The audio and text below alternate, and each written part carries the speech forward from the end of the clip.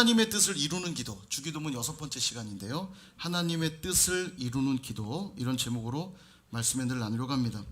여러분 기도하고 계십니까? 지금 주기도문을 6번째 살펴보고 있는데 여러분의 기도가 더 성숙해지고 있습니까? 깊어지고 있나요?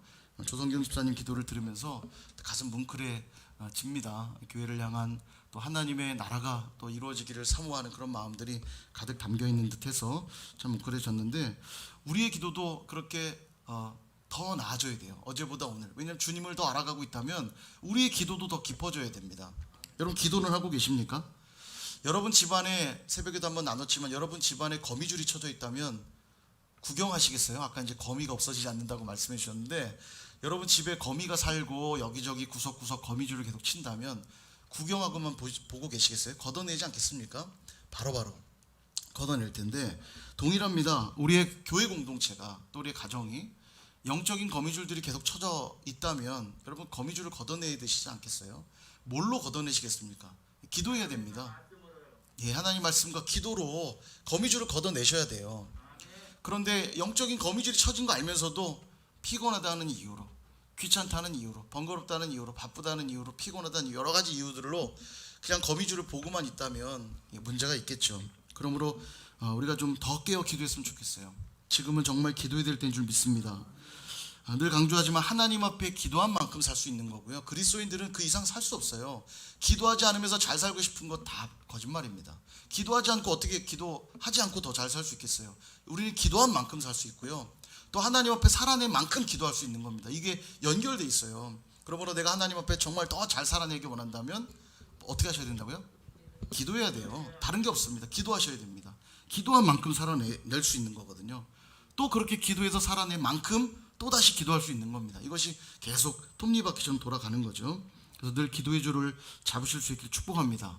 아주 간략하게 앞의 내용을 정리하면, 우리는 기도할 때 기도의 대상이 분명해야 됩니다. 하늘에 계신 우리 아버지께 기도해야 돼요. 그분께 기도할 때 먼저는 3가지를 먼저 기도해야 된다고 알려드렸습니다. 뭐죠? 그분의 이름과 그분의 나라와 그분의 뜻을 위해. 오늘 이제 그 뜻을 살펴볼 건데, 이 3가지의 하나님과 관계된 기도를 먼저 드려야 되고, 그 다음 우리와 관계된 4가지의 기도를 드려야 된다고 그랬죠. 일용할 양식, 또 서로를 향한 용서, 시험에 들지 않기를, 또 악에게서 건져주시기를 간구해야 된다. 이렇게 주기도문이 가르치고 있는데요. 오늘은 그 중에 하나님과 관계된 3번째, 바로 뜻이 하늘에서 이룬 것 같이 땅에서도 이루어지기를 원한다고 하는 이 기도의 내용을 좀 살펴보려고 합니다. 이 기도를 가만히 들여다보고 있으면 질문이 하나 생겨요. 하늘에서 뜻이 다 이루어졌는데 왜 땅에서 그 뜻이 이루어지도록 기도해야 될까? 이런 질문이 생깁니다. 예, 좋습니다. 사례가 되었습니다.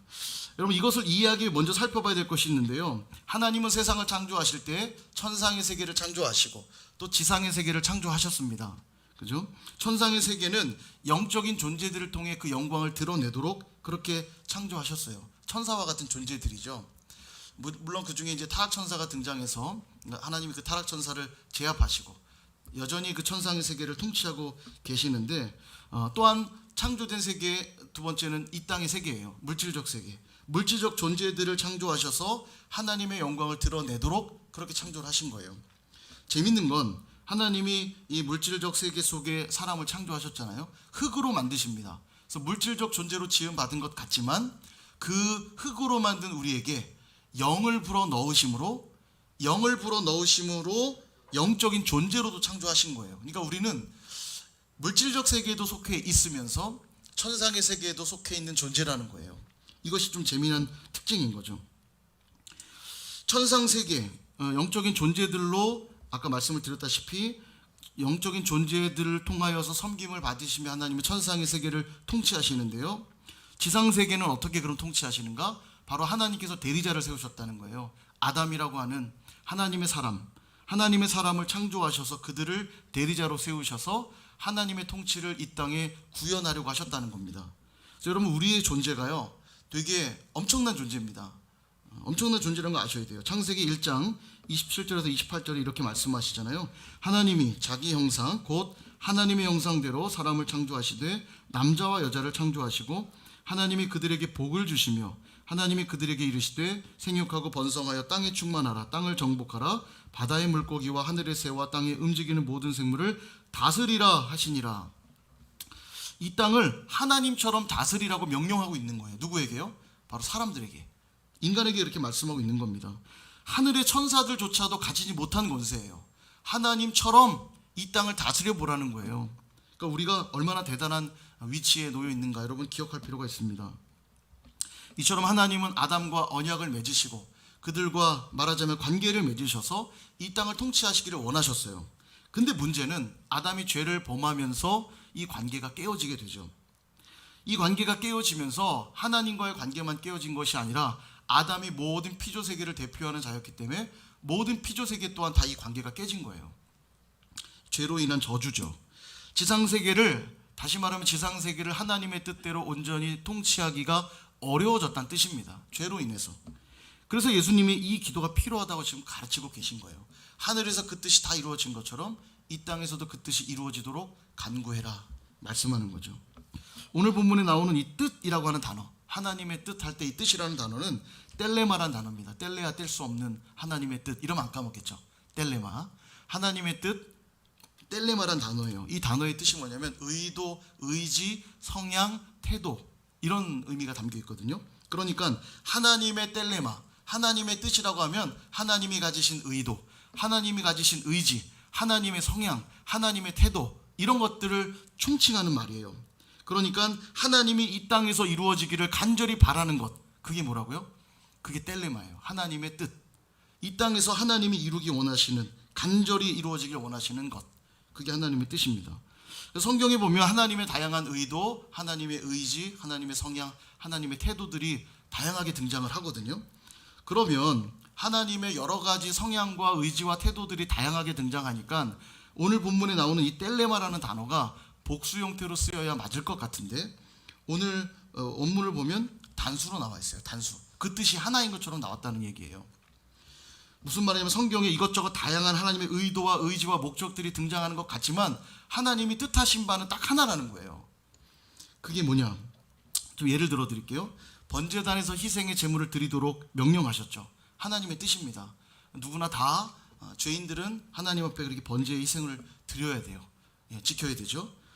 그것을 통해 하나님께 영광을 돌려야 됩니다. 안식일을 거룩히 지키라 명령하셨어요. 안식일을 지키는 것은 하나님의 명령입니다. 그 명령에 순종함으로 하나님께 영광 돌려야 돼요. 그 뜻을 이루어 드려야 됩니다. 고아와 과부들을 돌보라고 그렇게 특별한 명령을 우리에게 주셨어요. 이것은 하나님의 성향입니다. 왜냐하면 난 고아의 아버지고 연약한 자들, 나그네들의 아버지시잖아요. 그러니까 이 땅을 살며 고아와 과부를 돌보라고 말씀하셨어요. 그들을 열심히 돌봄으로 하나님께 영광 돌리게 됩니다. 여러분, 이렇게 다양한 의지와 명령, 성향들을 드러내는 것처럼 보이지만 이 모든 것이 여러 가지 뜻이 있는 게 아니라 딱 한 가지 뜻을 지향하고 있다는 거예요. 그게 뭐냐? 바로 예수 그리스도입니다. 보세요. 번제단에서 희생의 제물을 드리는 건 하나님의 영원한 희생 제물이 되실 예수 그리스도를 예표하는 거예요. 또 안식일을 거룩히 지키라 하신 것 역시 안식일에 예표 되시는 예수 그리스도를 말미암아 안식이 성취될 것을 예표하는 사건이 안식일을 지키라는 명령이에요. 또한 고아와 과부를 돌보게 하시는 것 역시 예수님의 그 희생의 사랑이 고아와 과부와 같은 우리를 하나님의 자녀로 삼으시게 하시고자 하는 하나님의 뜻이라는 것을 우리는 깨달아야 되는 거죠. 그러므로 하나님이 성경에 담아두고 있는 모든 의지와 또 성향과 태도의 모든 것이 하나로 집약되는데 그게 바로 예수 그리스도라는 거예요. 성경을 어디를 펴도 누가 드러나야 된다고요? 예수님이 드러나야 돼요. 이 성경 66권은 예수님을 가리키는 책이에요. 예수님을 드러내기 위해 기록된 책입니다. 역사적 무슨 서술을 하고 있는 것이 아니고 하나님의 예수님을 드러내고 있는 거죠. 그래서 우리는 이걸 이름하여 신학적인 용어로 특별 계시라고 부르는 거죠. 하나님의 구원의 길을 명시해둔 특별 계시, 바로 성경이고요. 이 성경은 누구를 가리키고 있다고요? 예수 그리스도. 그러니까 하나님의 뭐 의지와 성향과 태도와 이런 것들이 다양하게 등장하는 것처럼 보여지지만 그 하나님의 텔레마, 그 하나님의 뜻은 딱 하나로 집약된다는 거예요. 예수 그리스도. 그럼 왜 이처럼 집요하리만큼 하나님의 뜻에 대해 성경은 가르치고 있을까? 그것은 바로 천상세계와 지상세계를 창조하시고 두 세계를 연결하는 존재로 하나님을 닮은 사람을 창조하셨기 때문인데 문제는 아까 말씀드린 대로 죄로 말미암아 관계가 깨어졌죠. 이 죄의 문제를 해결하지 않고는 하나님의 뜻이, 하늘에서 이루어진 그 하나님의 뜻이 이 땅에 온전히 나타날 수 없기에 그래서 예수 그리스도를 이 땅에 보내시기로 결정하신 거예요. 예수님이 이 땅에 오셔서 우리의 죄의 문제를 해결하셔야만 죄로 인해 깨어진 하나님과의 관계, 피조물들과의 관계가 다 온전히 회복되게 되기에 그제서야 비로소 하늘에서 이루어진 뜻이 이 땅에서도 이루어질 수 있기 때문에 예수 그리스도를 이 땅에 보내셨다는 겁니다. 그래서 예수님이 보낸 것이 하나님의 텔레마예요. 하나님의 뜻이라는 거예요. 정리되십니까? 이해되십니까? 좀 어려우신가요? 예. 졸릴까봐 제가 틈을 들이면 좋으실 것 같아서 좀 빠르신가요? 성령께서 역사하실 줄 믿습니다. 그래서 여러분, 예수님이 오심으로 우리는 먼저 하나님과의 깨어진 관계가 회복이 됩니다. 그리고 피조물들 간의 관계도 회복되게 되는데요. 에베소서 2장 13절로 16절은 이렇게 말씀하세요. 우리 같이 한번 읽어보도록 할까요?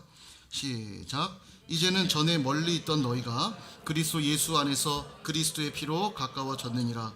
그는 우리의 화평이신지라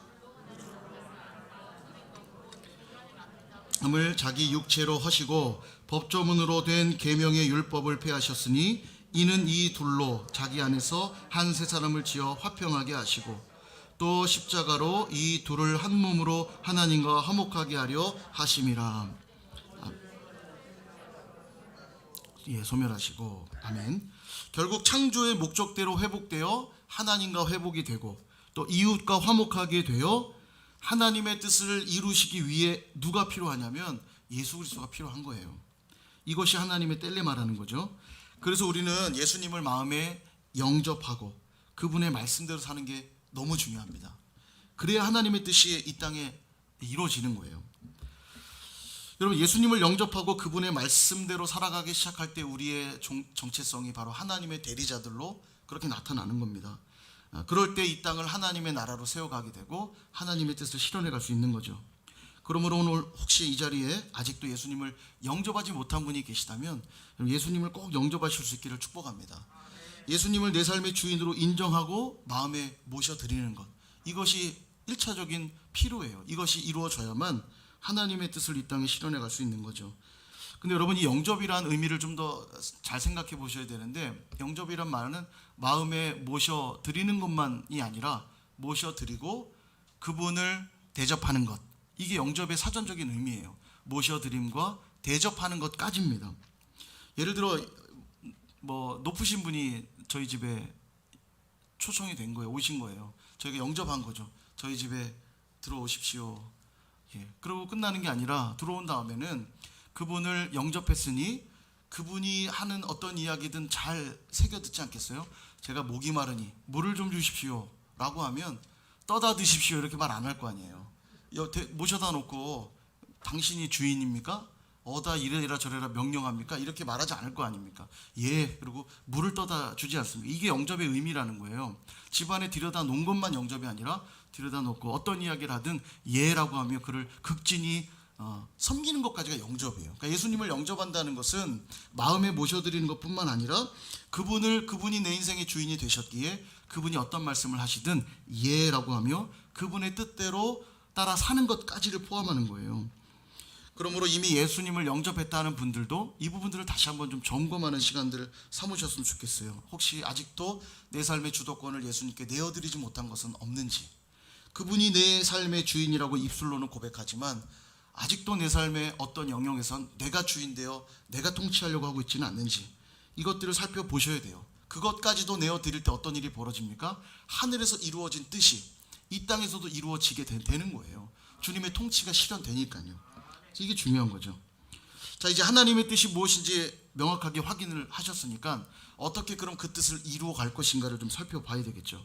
그 뜻을 이 땅에서 이루는 방법이 뭐냐 이겁니다. 항상 그렇지만 예수님이 기준이고 예수님이 답이세요. 예수님께서는 성부 하나님의 뜻을 따라 이 땅에 성육신 하셨습니다. 그리고 사람이 되는 것으로 끝나지 않았고 이 땅을 사시며 하나님의 모든 명령에 철저하게 순종하셨고요. 그 순종의 끝이 무엇이었냐면 십자가에서 죽으시는 거였어요.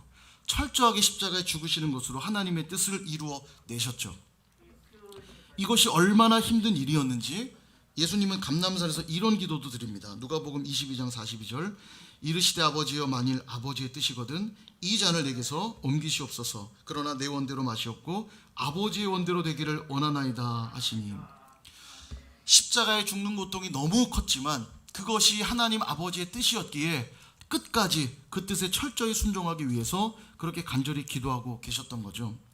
예수님이 선택한 하나님의 뜻을 이루기 위해 예수님이 선택한 게 뭐였냐면 바로 십자가의 순종이었습니다. 십자가의 순종을 통해 하나님의 뜻을 드러냈다는 거죠. 바로 이것이에요. 우리가 예수님께 발견하는 답이 이것입니다. 어떤 방법으로 하나님의 뜻이 이 땅 가운데 드러나느냐, 어떤 방법으로 하나님의 뜻이 이 땅 가운데 이루어지느냐, 바로 순종이라는 거죠. 천상세계와 지상세계를 잇는 유일한 존재가 바로 사람이라고 말씀을 드렸죠. 그들이 하나님의 뜻에 순종하기 시작할 때 하늘에서 이루어진 뜻이 땅에서도 이루어지는 것입니다. 집에서 이제 부모가 이야기하는 거예요. 자녀들에게 너희들은 서로 아름다운 말을 통해, 서로를 격려하는 말을 통해 하나됨을 잘 이루어갔으면 좋겠다, 아름다운 관계들을 맺어갔으면 좋겠다. 부모가 뜻을 밝혔어요. 그럼 자녀들이 이제 형제들끼리 그럴 수 있죠. 그래, 우리가 더 서로를 격려하는 말로 우리 사이좋게 지내자. 그리고 여러분, 그 부모의 뜻이 언제 바깥으로 드러나냐면, 이 자녀들이 밖에 나가서 학교에서 친구들 만날 때, 또 다른 친구들을 만날 때마다 그래, 아름다운 말을 내가 친구들에게 잘 격려와 위로의 말들을 통해 관계를 잘 맺어야지. 부모님이 주신 그 말을 기억하고 순종할 때에 부모님의 뜻이 드러나는 거죠. 예, 그런 원리인 거예요.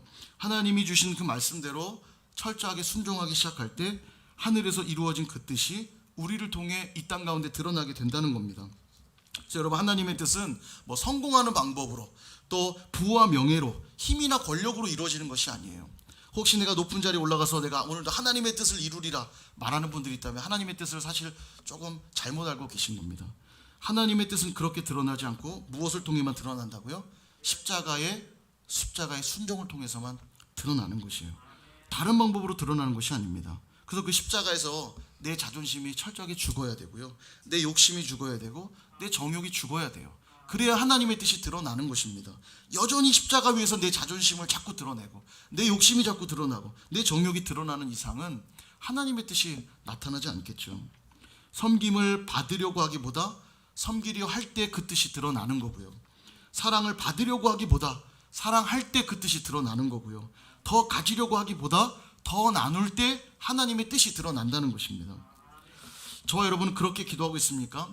예수님이 보여주신 그 십자가의 순종을 통해 하나님의 뜻을 이루어 달라고 그렇게 기도를 하고 계십니까?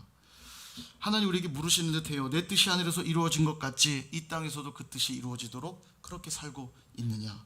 우리에게 묻고 계시는 듯합니다.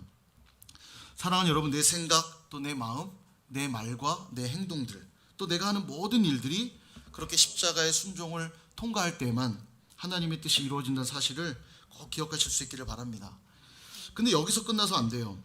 여기까지 하나님과의 관계 회복, 피조물들과의 관계 회복을 통해서 우리가 대리자로서 바르게 세워지는 것을 이야기했다면, 이제 대리자로서 회복된 관계를 가지고 궁극적으로 이제 하나님의 텔레마를 이루어 나가야 된다는 건데, 그게 뭐냐 이거죠. 누가복음 19장 10절에 이런 말씀 있습니다. 우리 같이 한번 읽어보겠습니다. 시작. 인자가 온 것은 잃어버린 자를 찾아 구원하려 함이니라. 아멘. 주님이 이 땅에 오신 이유는 잃어버린 자를 구원하시려고 오셨다는 거예요. 이게 바로 하나님의 뜻이라는 겁니다. 하나님의 텔레마예요. 그러므로 하나님의 뜻이 이 땅에 이루어지도록 하는 삶은 한마디로 딱 잘라 말하면 복음 전하는 삶입니다. 복음을 증거하는 삶이 하나님의 뜻이에요. 이걸 하려고 우리를 뭐로 부르셨다고요? 대리자로 부르신 거예요. 이 땅에 그 일을 하게 하려고 우리를 대리자로 부르셨고, 죄로 인해 깨어졌지만 예수님을 보내셔서 그 관계를 회복해 하셨고, 이제 그 예수님을 말하자면 그 복음을 증거하게 함으로 하늘에서 이루어진 뜻을 이 땅에 이루어지도록 그렇게 하셨다는 것입니다. 누가복음 10장 13절에서 15절에 이런 말씀이 있어요. 이 말씀도 같이 한번 읽어볼까요? 시작. 누구든지 저는 구원을 받으리라. 그런즉 그들이 믿지 아니하는 이를 어찌 부르리요? 듣지도 못한 이를 어찌 믿으리요? 전파하는 자가 없이 어찌 들으리요? 보내심을 받지 아니하였으면 어찌 전파하리요? 기록된 바 아름답도다. 좋은 소식을 전하는 자들의 발이여 함과 같으니라. 아멘. 쉽게 말하면 너희가 좋은 소식, 곧 복음을 전파하지 않으면 누가 주님의 이름을 부를 수 있겠냐는 거예요. 우리에게 복음을 전하라는 명령인데 여기 보면 복음을 전하는 요체가 뭐냐면 발이라고 돼 있어요. 좋은 소식을 전하는 자들의 발이요, 이렇게 표현하잖아요. 발을 묘사했다는 건 이 복음이 전하는 것이 어떤 행위적인 것으로 드러나야 될 것을 이야기하고 있는 거거든요.